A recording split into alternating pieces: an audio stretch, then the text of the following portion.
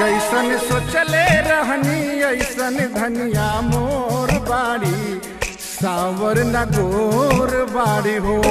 जैसन सोचले रहनी ऐसन धनिया मोर बाड़ी सावर न गोर बाड़ी हो।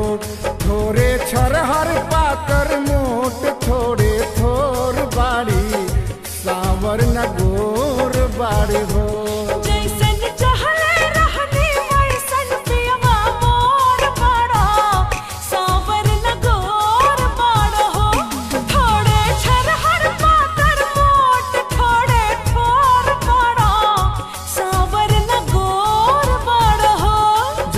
सोचले रहनी ऐसन धनिया मोर बाड़ी सावर न गोर बाड़ी हो।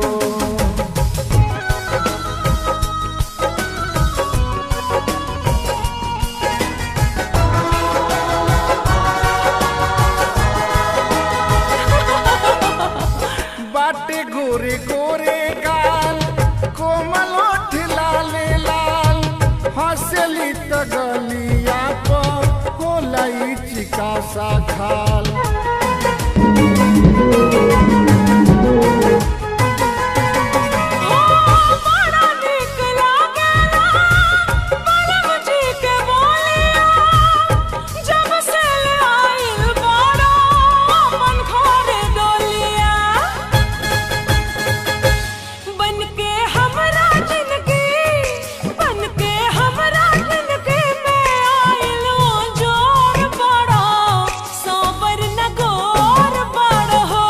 जैसन सोचले रहनी ऐसन धनिया मोर बाड़ी सावर न गोर बाड़ी हो।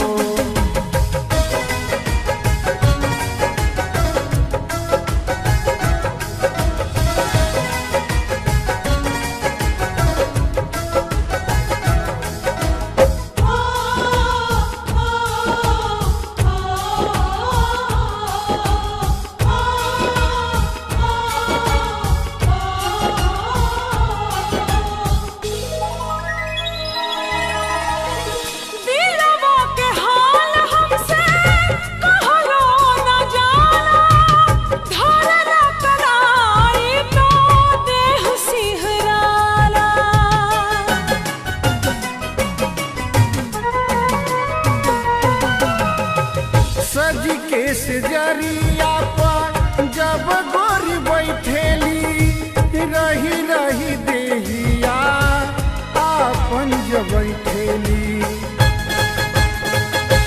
बाटे जुल्म जवानी चंदा के चकोर बाड़ी सावर न गोर बाड़ी हो।